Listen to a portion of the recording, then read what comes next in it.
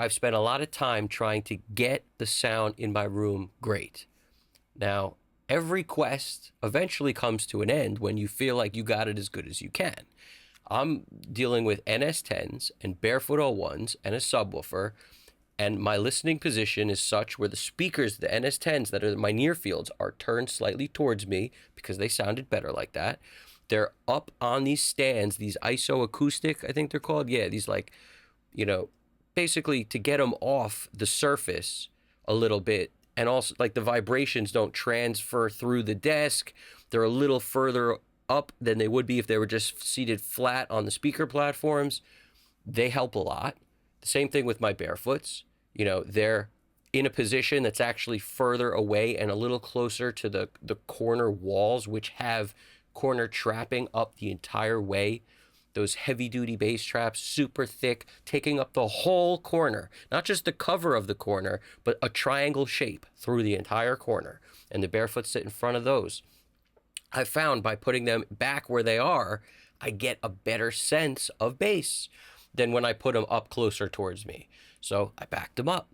All this took time, effort, thought process of what is better, what is worse, what can I try next? I'm not getting enough bass in my room. Let's add a subwoofer. So I add a subwoofer.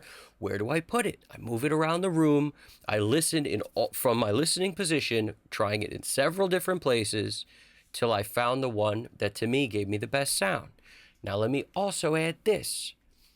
I have treatment going on all around me, ceiling cloud, front of me, next to me. I have diffusion on the back wall, which is super far away, but it's there. I also have a Trinnov. Now the Trinnov, you know, the ST2 Pro, super helpful.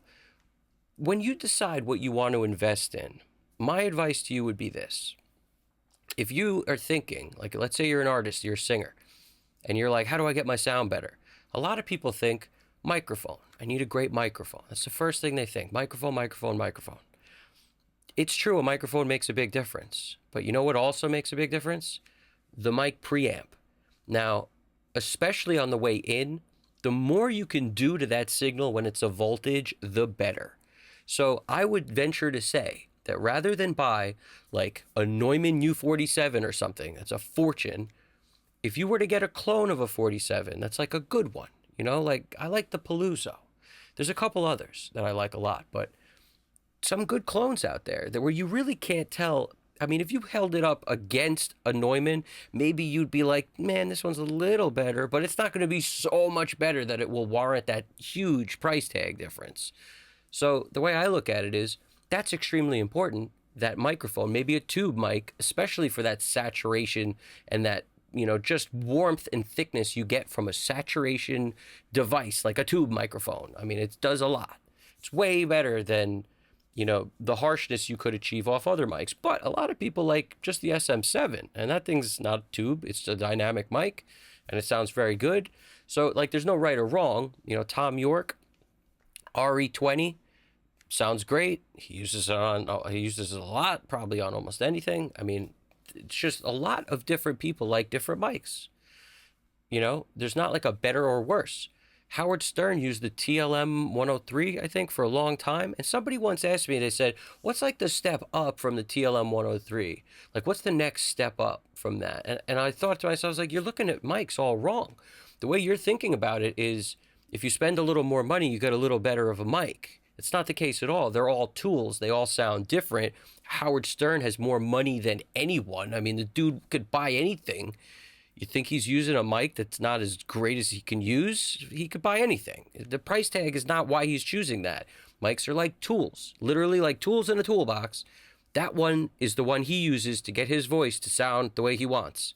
That's all it is. They all have different sound signatures because they're all built different. They're all going to sound different.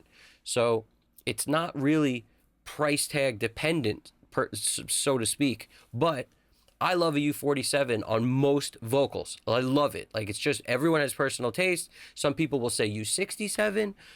I personally really like a U47. It's just the thing I like the best. Now, microphone's great, but what do you do after the mic? If you just plug a mic into something like an Apollo, there's a lot more to it. Like, I hate to say it, but so much is going on there. Like if you're using an Apollo X4 or something like that, first of all, I used that exact unit, the X4. I mixed an entire song on it and then mixed it again on my, real setup because I was looking for a travel rig and I was like, this thing's little, it's perfect. It has all the built-in stuff. It's going to be great. Let me try it. I did try it and I could tell you that the headphone amp itself on there, like if you're trying to mix something on there using headphones, dark as dark as dark. I mean, it was just so dark where all the decisions I was making were wrong in the top end. Totally wrong. The high end of the whole thing, when I listened to what I did there in the car, was completely crazy and out of whack. It was so bright that I was like, literally. I mean, I couldn't even, like, I could barely listen through the song. That's how, like, cringy it was for me. Just an attack on the eardrums with ice picks. And I was very upset about it, but I just mixed it down in my real setup and I didn't get that at all. And I literally tried doing this on the same set of headphones on both so that I could isolate what I was listening to for certain. In other words, I used MDR 7506s, the Andrew Shep's headphone of choice, and I used the Manny Marroquin MM500s. I used those upstairs, and then I used those in my studio, and night and day, I don't know. Night and day, I don't know, is the best way to describe it, mostly because the headphone amp on the 5060 sounds way better than the headphone amp on that X4. So down here, I'm listening, and I can hear everything. Over there, I'm listening, and not so much. Very dark, very, I don't know. Can't really describe it other than just cloudy top. Totally cloudy top. It wasn't till I came down, plugged into the 5060, and I'm like, okay, now all of a sudden everything sounds way better. But let me say this. It's also because I'm using, my Burl converters to feed the thing, the BDA 4M, the like BAPA 11 chip in one of those things. I mean, we're getting really technical now, but anyway, that's feeding the 5060, giving me this clear, pristine picture of what's going on. And boy, did that sound good. So, I mean, that was 3D. It was like I could see and like hear all the way around it, but it's like we translate what we hear to visual, at least I do. So it felt very like I saw all sides of what I was listening to, with my ears. So see if that makes any sense. But bottom line, like I'm trying all these things. You could get great work done probably with any of them, and I'm a little bit, used to using stuff that's super 3D, so it makes it hard for me to go to things that sound flat or sterile. It's just something up with that to me because I've heard the difference. If you haven't heard the difference, you don't know. It's like Krispy Kreme donuts. You don't know how good they are if you never tried them. So let's keep it moving for a sec. So I'm basically trying all these different headphone amps and coming up with the concept that maybe the X4 sounds great coming out the back of it, but using the built-in headphone amp on the X4, I was very disappointed in that Apollo X4 thing. Very. And what I realized is this, and this is what I wanted to explain today a little bit. Whatever you're hearing in your room is creating the reason you mix. So if you invest in something, investing in the way you hear is so important. If you're on the artist side and someone else is going to mix it for you, investing in the thing that's going to thicken up the sound the most to make that signal sound as good as you can possibly make it sound on the way in is critically important. So that's where I would put my investment depending on who I am. In other words, anybody who tries to take on all aspects of everything, you're always going to be cutting corners on something. No matter what it is, if you get all the stuff to be the best mixing engineer, I bet you didn't get the stuff to be the best mastering engineer. And vice versa. If you get all the stuff to be the best mastering engineer, you could probably mix very well in the box, but you didn't get all the stuff to make your mixes sound as great as they could possibly sound because it's all different stuff. The same way if you're a guy singing, you're a vocalist, you're getting certain stuff to make your vocals great. That's different stuff than you'd get if you were a guitar dude, getting stuff to make the guitar guitar great, or a bass guy, or if you're a drummer, you know, even worse. The stuff you need for drums to make drums sound good is just like a huge amount of mics. Tons of mics, in addition to tons of outboard gear. So many things. Because you're not recording one thing at a time like you would be with like vocals, like one singer.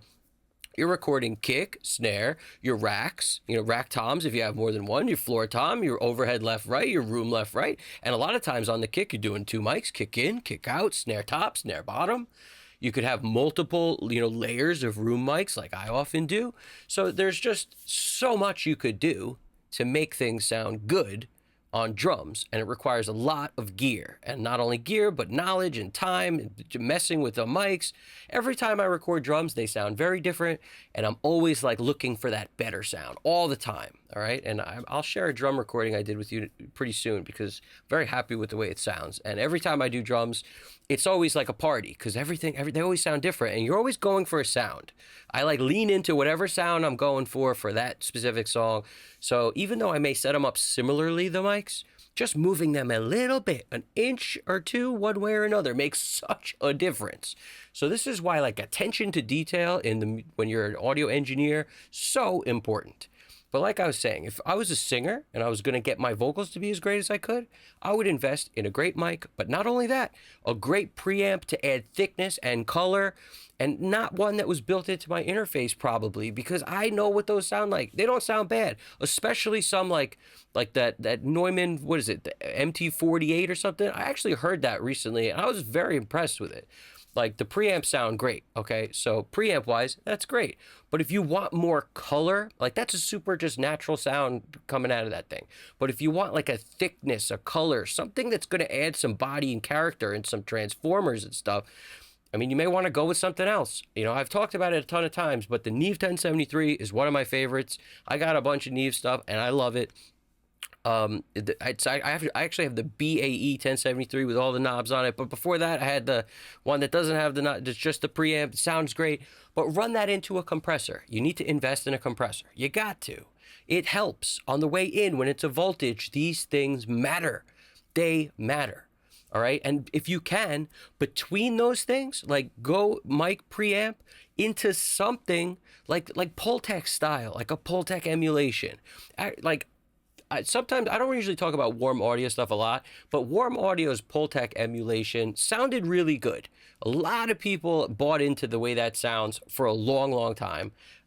I still really enjoy it, and I have the Revive Audio modified one, so it's even a little bit better. It opens it up a little bit, but that thing sounds amazing. I love the way that, like any sort of Pultec style EQ, you know, after the Neve, before the compressor. So in other words, Neve, so you got mic to the Neve, to the Pultec, to the compressor. Magic. Now that stuff right there, it ain't even the full scope. If you're going into your computer after that, throw a converter on there that's pretty amazing and watch what happens. Like the Burl, something like a Burl. You not paid ad, none of that stuff. All I'm saying is you want to really thicken up your sound, the converters matter. And trust me when I tell you, they matter. I mean, come on, they matter. So, or, you know, you want to go another route altogether, just think about it like this. You're taking your sound and you're running it into your interface. And if that's where it ends for you, then that's fine. But at that moment, you must realize you need to do in the box a lot more creative stuff to get that thing to sound great. And I will tell you that you can do a lot. You can make it go very far. You can get it to sound very, very good. And a lot of people will say, yeah, they're listening on a cell phone anyway. Can they tell? Maybe not, but if you're striving for the best possible sound there is, I'm going to tell you that will always fall slightly short of the rest of it. Now, it's how slightly short, we don't know, but I'm telling you, when we're in the game, if you're really trying to go for as great of a sound as you can and all this stuff, we're in it for that last 10%. The people that think like me, or we're going for that little bit of difference, the last 10 or 15% between where it could be and what we could do in terms of quality of sound on each piece of gear we use all the way through, the whole chain, no weak links. That's valuable, and that's a valuable thing for us. It's not something we just scoff at and say, nah, we don't need that. We could just go right into an interface. We don't do that. So I'm just saying, if you wonder why stuff sounds better when you record in places that have this stuff, that's why. That's why. Okay. But like I said, you can do really creative stuff today, and a lot of things matter that you could do just without even buying anything. Like, for example, where you sing it, like where you put the microphone, how close to a wall or window or you are, a corner, all this stuff matters. Like, get away from the walls, get away from the corners, deaden the room out, lift your mattress up, put a couch in front of you, do anything you could do to deaden out everything around the mic. Makes a huge difference. Also, the distance from the mic. Also, notice the proximity effect, how close or far away you are and what it will sound like. That difference, that change. A little closer, a little further will make your voice more clear, less clear, a little bit more presence and attack and bite. Using the same mic, using everything the same. What the level is, if your level is too low going in, if we record at like 32-bit float on a super clean system, you have a lot of leeway and forgiveness and this and that, right? But just always monitor your level and make sure you're coming in with not clipping. A lot of people will just slam their interface so hard that you've ruined every possibility of things sounding good. Or it's so low that any sort of noise that there is from the gear you do own is going to be really close to where your signal is. And now you've messed that up where you can't boost the level very much without bringing that up too. So that's why this stuff's important. This knowledge is critical and you should take it with you forever. All right. So once you have all this stuff going on, you can then listen to what you're doing and be like, okay, I just made a mix. Now you get to the car, it's super bright. Like when I used that dark headphone amp that was so dark that made me mix it the way I would and sounded great in here. Then I get away from that headphone amp and I get to the world and it's bright like crazy, like the sun. I basically was like, all right, this can't work. I can't mix like this because for this to sound good to me, I just need to make it darker than I ever would. So what you realize is when you're sitting in your room and you hear too much bass in your room, that will cause you to make the bass way too low in your mix. See the opposite factor? So that means too much bass in the room is going to make you make a decision where your bass is too low. Now, I think a lot of people, because the bass frequencies are so big and nobody's room is treated, when you're mixing on monitors, what you're doing is you're actually having the opposite effect. There's too little bass in your room, and as a result, you're turning the bass way up to feel good in the room, make it feel nice, and now all of a sudden, when you get anywhere else in the world, the bass is overwhelming. The music's a distant thought, just a faint whisper in the distance, and the bass is taking over everything. And that's because in your room, there ain't enough. So you got to fix that. You got to make it where there's the right amount in your room. And the right amount in your room could mean buy a sub, play with where it's positioned so you hear a lot of it. It doesn't always have to be exactly where the speakers are. I know a lot of people who move their sub all over their room to get the bass to be the right volume to them, where they feel like there's a lot of bass and it's feeling good. And then they go to the car and they're like, yes, the bass is the right volume. And if you do that with a few tracks, you've got it set right. But don't think like you can't be moving your stuff around until you get it nailed. You absolutely do. You have to do that, just like I did. It's critical. So everything being opposite, if your music's too small to you in the world, like you get out of your studio in the world, the music's tiny and the vocals are huge. They're all over the place, so loud. Well, think about it like this. If now the music's here and the vocals are way up here, that's because your vocals are too loud. All you gotta do is lower the vocals. Don't raise the music. Just lower the vocals significantly so that the music and the vocals are balanced. When the music and vocals are balanced, things sound more powerful. The music needs to occupy power and space and have a lot of push to it. And it won't have the emphasis if something's all on top of that. It can't all live in the speakers at the same time. So no matter what your problem is with your mix, the opposite is what you're hearing in your room. So this is what you got to realize. If your mixes are too bright in the car, your listening environment is too dark. If your mixes are too dark, in the car, everything's so dark, that means it's too bright in your room. And because of that, you have to make things darker so they feel good, they sound good. Then you get to the car and it's all messed up. So I don't particularly like modeling stuff for headphones, like the plugins that model rooms. They feel too artificial to me. They just don't ever sound good. What it's like to me is it's taking my headphone design and the ergonomics and however they built these things to make them sound the way they intended, like the Manny Marroquin MM500s. The way they sound is great. If I were to put a plugin on that emulates like Blackbird Studios or something, now all of a sudden I feel like there's a thing fighting the design of the headphones to make them do something they're not supposed to be doing. And because of that weird thing that they're trying to, it can never produce those frequencies the way that they should be. In other words, if that sounded better, Manny Marroquin would have made the headphones sound that way. If that was somehow better, he would have done it. Instead, the choices they made with everything from the wire they use to to everything, the size of the shape of the headphone things, they all have a certain sound. By you fighting that, you're fighting the design of the headphones, the things that they're it sounds best the way it already is. So by putting a plug-in on and making the room now in your headphones, I just never liked it, and I think that's why. Whereas in my room, when I use the Trinov, I get the ST2 Pro rocking. I feel like for me, that's just making the phase right, aligning everything so that there's no weird phase issue between the speakers. I'm hearing everything at the same time, at the same everything, the same height, the same, it just fixes all the issues. So that's fixing my speakers, not changing the way they're built to do something else, which is what, it's doing when you put one of those, any kind of modeling, room model thing plug-in on and now listen to it. That's just never something I liked. So anyway, I don't want to go too crazy, but maybe you could apply some of this to what you're doing, because just thinking in this way started to really help me.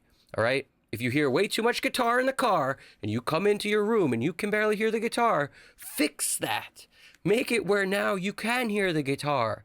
Like, why in your room can't you hear the guitar? Is it because what you're listening through has a super scooped mid-range where it's so much lower that now it's just not present, and then everywhere else in the world where it's not that scooped, it is? Change your headphones, man. Like, figure out what it is that you're missing, because I venture to say everyone's ears are a little better than they even give themselves credit for, because they probably haven't put enough thought and time into fixing what their issues are in the room or in their headphones or whatever, like, the headphone amp being too dark. It could be any of these things that could be ruining what's going on. So I hope you liked it. Hope you got something from it. If you have any questions, throw them in the comments. I really appreciate it. Hit the like button, subscribe if you haven't already. Evan Jaffe, Custom Cut Studios. You guys got this. Take it easy.